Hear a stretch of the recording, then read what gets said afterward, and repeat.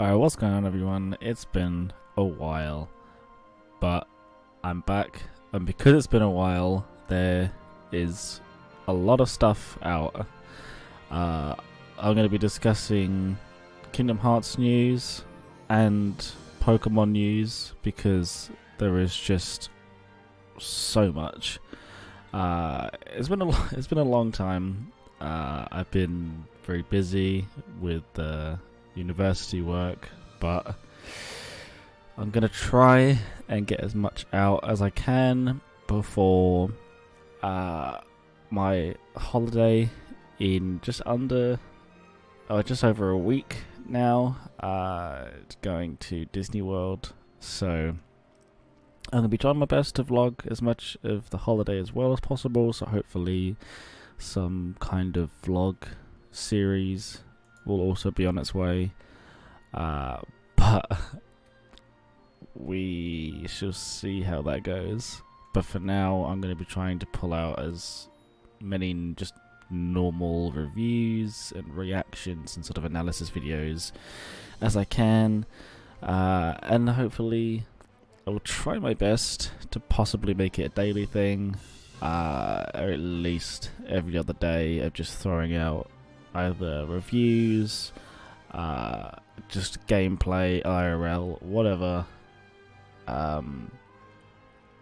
because it's been a while and I feel like I need to get myself back into the swing of things, so hopefully that will do the job.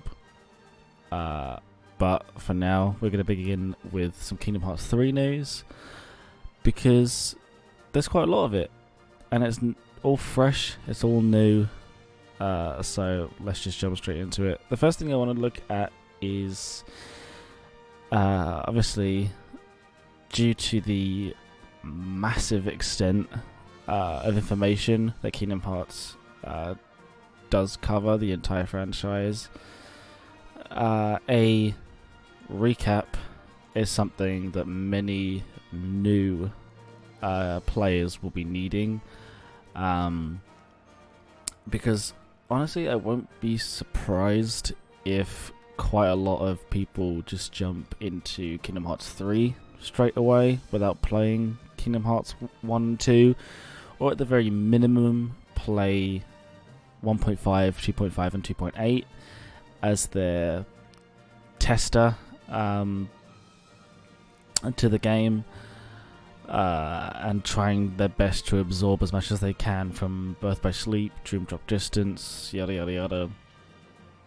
So they may miss a few things, but they'll miss everything if they go straight to Kingdom Hearts 3 if there wasn't some kind of recap, which there will be, which is a very nice addition, because I feel like Kingdom Hearts has such a cult following that it's not a very big audience, but it's a very, very devoted audience. So everyone that's going to be playing Kingdom Hearts 3 will already know Kingdom Hearts. So that will most likely end up scaring away a lot of people, which is certainly something that it doesn't want to do, and that it shouldn't have to do, because obviously it's an incredible game. Everyone should be playing it. So a recap will be a very, very nice addition. So I'm going to very quickly read through what Liana has to say. Liana Lily Rupert, nice name, and see what kind of details she may give, if anything, about a recap, or simply just logging out the fact that yes, there will be a recap, but we'll see. So she starts with a popular meme.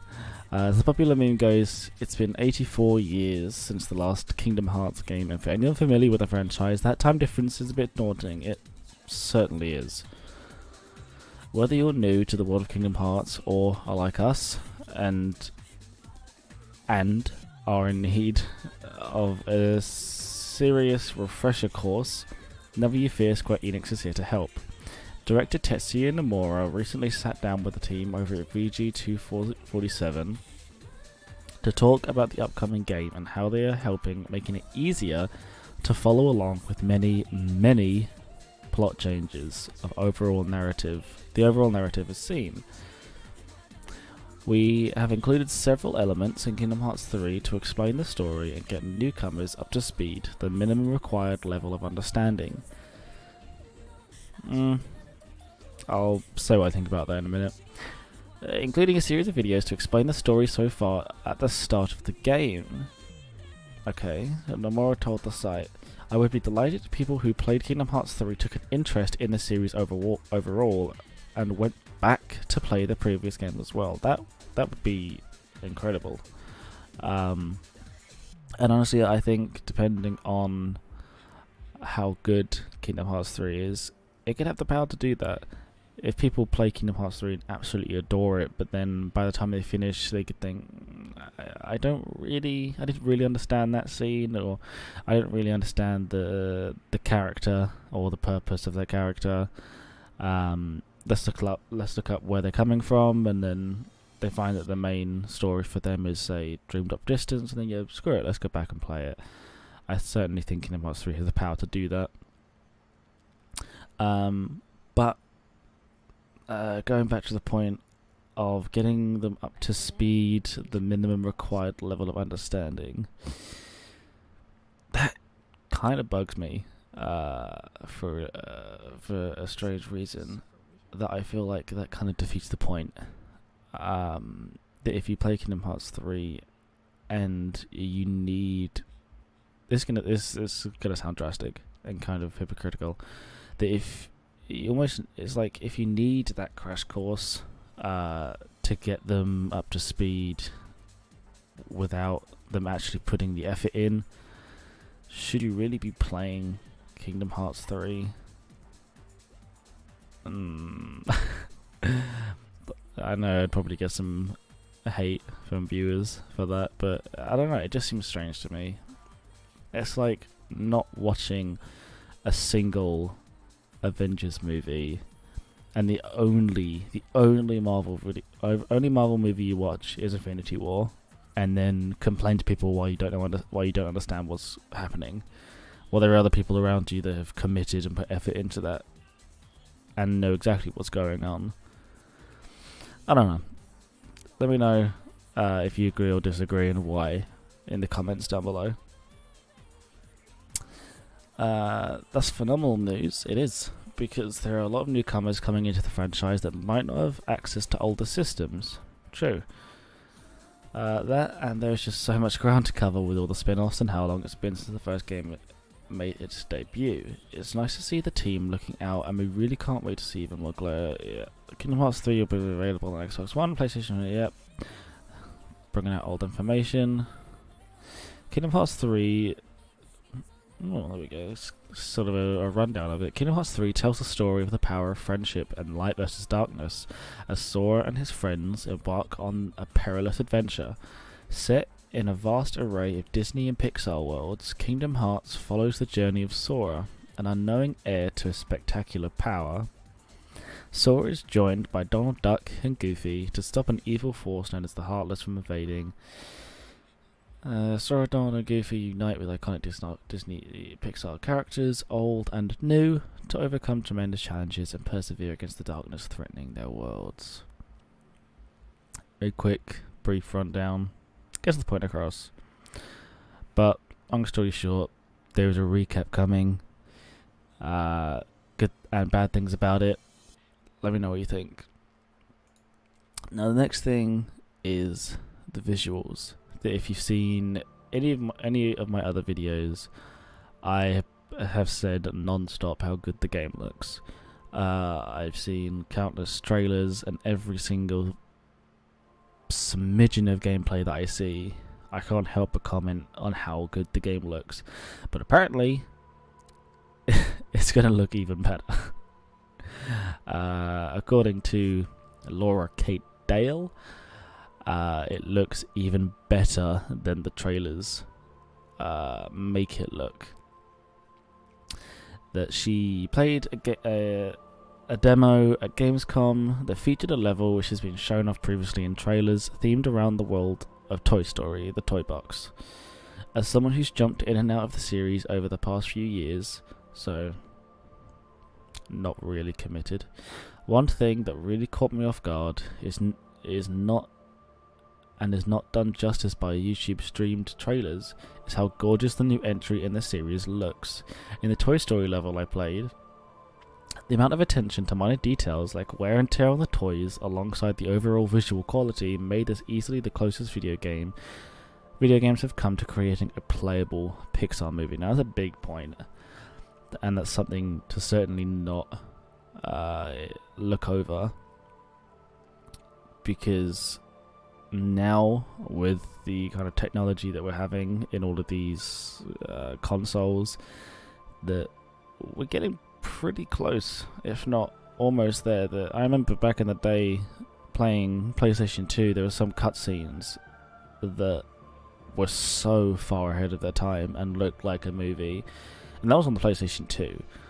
We're looking at some serious technology now, and there's almost no excuse for not basically being able to play a movie. There's some games you already can, obviously with some of the games implementing the like sort of live action recording, where they basically just take real actors and put them into the game, like Until Dawn, for example.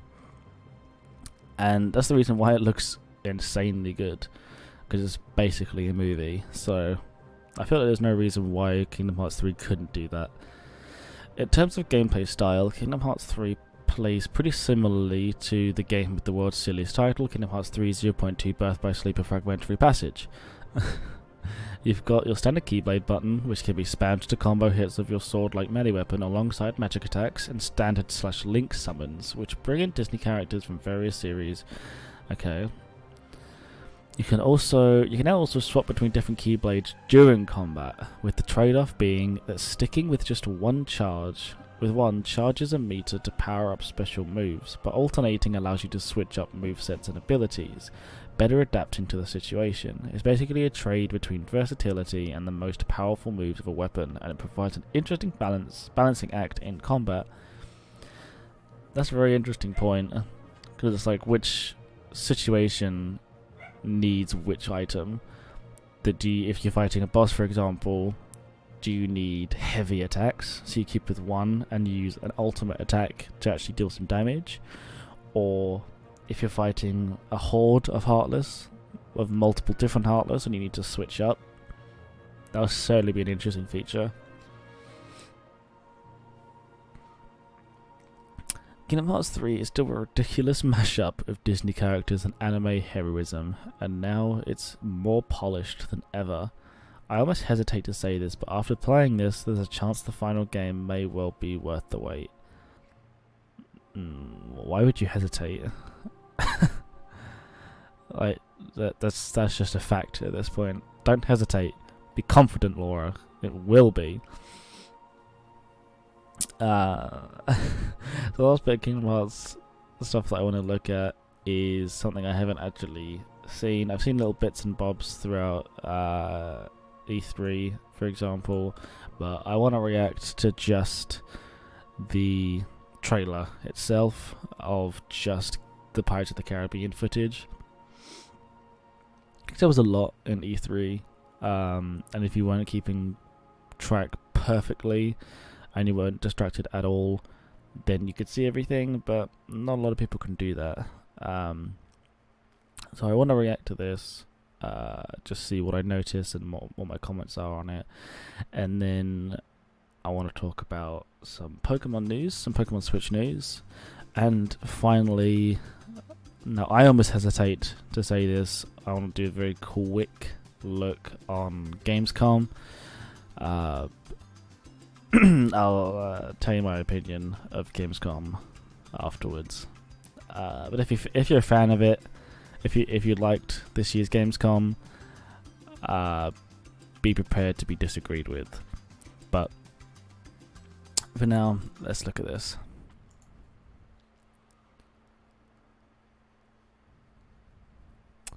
The same intro.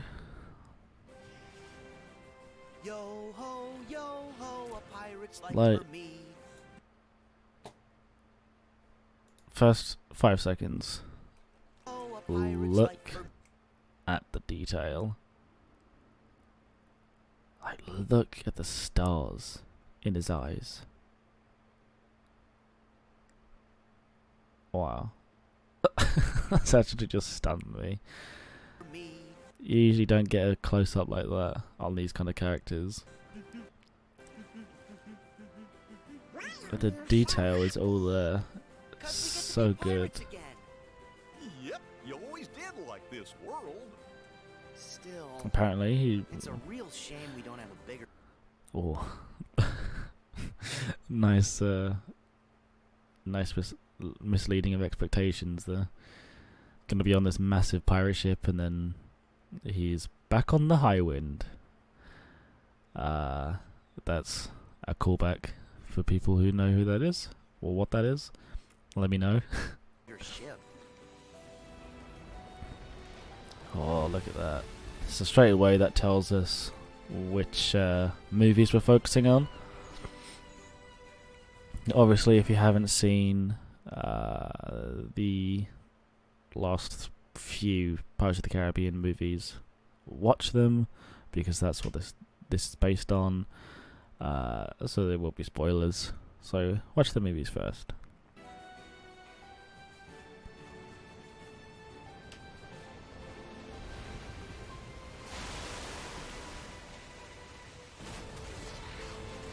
Oh wow, straight into the action. Okay.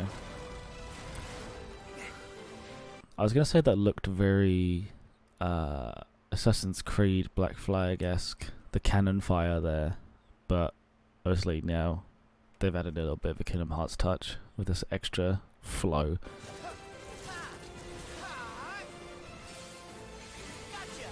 Oh, these animations are insane. They've made such a transition between the old combat. Wow. You know what we could have really done with that feature in Antarctica? Because that was a trash world. That was awful.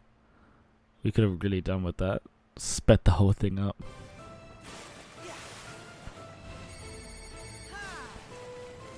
Jesus, how much of this space can you travel in? It still amazes me how big some of these worlds are. And apparently you can float on smoke now. Interesting. Oh, welcome back. Sora, stand down. It's the code. Mustn't strike He's not a pirate. aboard ship when said pirate offers to confabulate.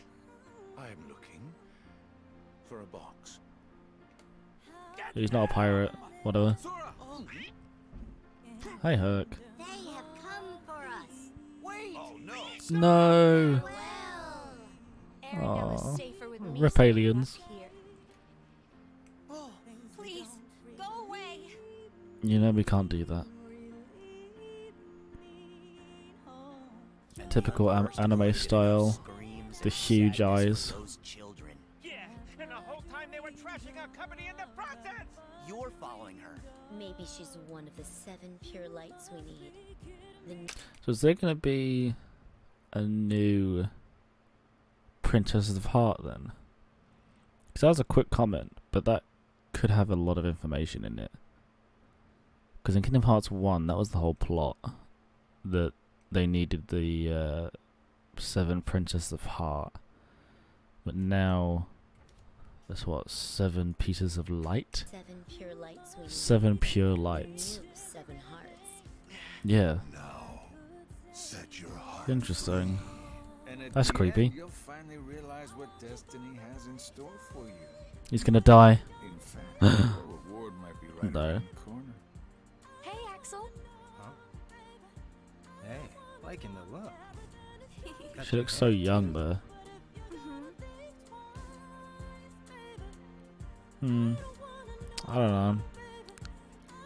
Hope she starts to look a little bit older in the final game. Boom. Okay, very nice. God, it just looks so good. So well made. Okay. So enough of nerdgasming over Kingdom Hearts. now Kingdom Hearts Switch. Now that would be interesting. No, Pokemon Switch. So this is a big document by Sam Loveridge. I'm not gonna obviously read everything because there's a lot here. But there are some gems in here, certainly, that I just want to pick up on. And as scrolling down, as I go through, if I don't cover like a bullet point here that you might want me to, let me know, and I'll do it in another video, so I don't miss out on anything, because I want to cover everything. So let's just see what he starts with, what his intro is. The Pokemon Company really does like keeping us on our toes, doesn't it? In one fell swoop, we got the Pokemon Switch release date pushed to 2019, and 2 new games, Pokemon Let's Go Pikachu and Pokemon Let's Go Eevee. I will be getting Pokemon Let's Go Eevee, both of which are arriving November the 16th, 2018. Unfortunately, what with those 2 games stealing the limelight, the Pokemon Company didn't actually show anything of the core RPG at all. We now know the Pokemon Switch game is coming in the second half of 2019, which feels like a very long time away. Yes, it does. However, according to Pokemon Company CEO Tsunekazu Ishihara, it's going to be worth the wait. The new title coming out in the second half of 2019 will be a completely different game to Pokemon Let's Go, said Ishihara-san in an interview with Famitsu. It is not an entry game, but a game that we want long-time fans of the Pokemon series to look forward to. We do, already. Get on with it. The game will give a good understanding of what an evolved Pokemon game looks like after it has continued to exceed the traditions of Game Freak. Okay. We want to make Pokemon fans say, this is what I've been waiting for, by delivering a brand new product packed with gameplay elements and plenty of new Pokemon to encounter. New Pokemon to encounter. Interesting.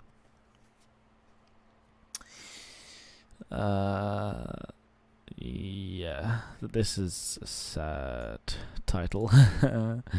For all of the hopeful ones among us that read the Pokemon Switch release date of 2018 or later as very much this year, we're all about to be disappointed. The next core RPG isn't coming until 2019, so for now we'll have to suffice with Pokemon Let's Go Pikachu and Eevee for 2018. Oh no, what a sacrifice. The next introduction to its popular core RPG series, which was teased last year at E3, will arrive in late 2019 on Nintendo Switch for the first time. Okay, similar information. I'm not going to go into Pokemon Stars. If you want me to, then I will in another video. But everyone who doesn't know what Pokemon Stars is maybe doesn't need to yet. But if you guys want me to go into it, then I will. Now, this is interesting. Pokemon Switch will contain Generation 8 Pokemon. According to the Spanish edition of the official Nintendo magazine, the upcoming Pokemon Switch game is going to feature the Generation 8 Pokemon, meaning a whole load of new critters to catch and train in the near future. Okay, here's yeah. Okay, the short segment reads something along the lines of, after a lifetime associated with portable consoles, the canonical Pokemon will take the leap to a home console with its 8th generation. Game Freak and the Pokemon Company are rethinking the saga to surprise with new mechanics either in 2018 or later. So later. Thankfully, it's looking more and more likely the Pokemon Switch won't just be a port of Pokemon Sun and Moon. This I also won't go into. Again, if you want me to, I will in a different video. But I think this is more or less, that's a beautiful picture. Very bright and colourful. I approve of that. Pokemon actually making proper noises. Okay, that's funny. There's a lot of information here. Good job, whoever made this. Sam. But I think we'll leave that there for now. And the final thing I want to talk about is the crappy version of E3. These are my E3 notes. I've made a video of these before, but I didn't bother to make another document just for Gamescom because Gamescom was trash. There was very little there. It was dull, it was boring, it was poorly produced. There was lag issues, there were connection issues, there were translator issues. All in all, not very good. Very, very disappointing. But there was one game that actually got me excited, which was Man of Medan, which is created by the same people who made Until Dawn. If you haven't played Until Dawn, play it. It's a very, very good game. I'd say revolutionized horror gameplay on consoles. It's very, very well done, very emotional and innovative. So any game by them, I'm all for. Man of Medan seems to have a very similar animation style, similar decision-making style. So it'll give you choices. It seems to be all about choices again. Less commenting on the butterfly effect, but it's all about the butterfly effect again. They just haven't commented on it. Because that's just how the game's programmed. Like if someone gets caught, you can choose save them, save yourself, whatever. Identical situations, which will obviously affect the story. But the animation is gorgeous. The design is very well done. The trailer's very well done, and it looks a little spooky. It looks very interesting, and I'm very excited to get my hands on it. Because it's been a while since a decent horror game has come out, so I'm excited.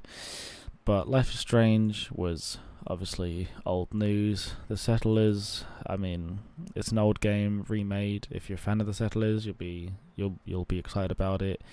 If you're like me and never heard of it, then the game just looked trash. So I couldn't care less about The Settlers. Saints Row, don't care. And Shenmue, meh.